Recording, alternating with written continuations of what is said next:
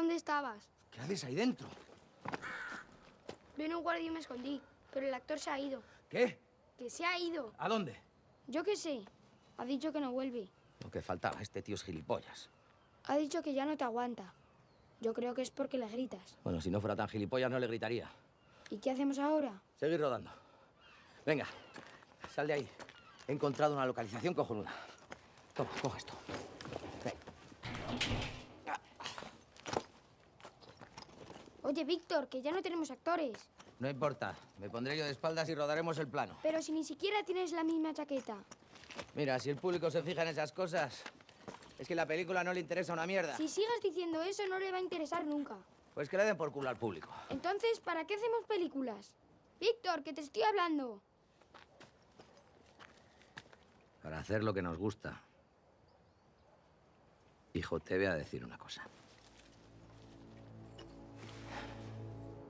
Audentes, fortuna iubat. La suerte ayuda a los valientes. Lo dijo Séneca. Pero dijiste que era de Virgilio. Pero es que Séneca también lo dijo después. Dame la cámara y ponte ahí. Por esa zona. Vamos.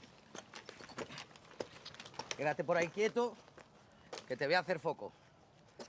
¿Vale? Víctor, Espera, todavía no he colocado la cámara. pero Víctor. ¿Te quieres estar quieto? No te muevas hasta que no te lo diga. ¿Y si vienen los guardias? Si vienen los guardias, me avisas. Víctor. ¿Qué quieres ahora? Vienen los guardias.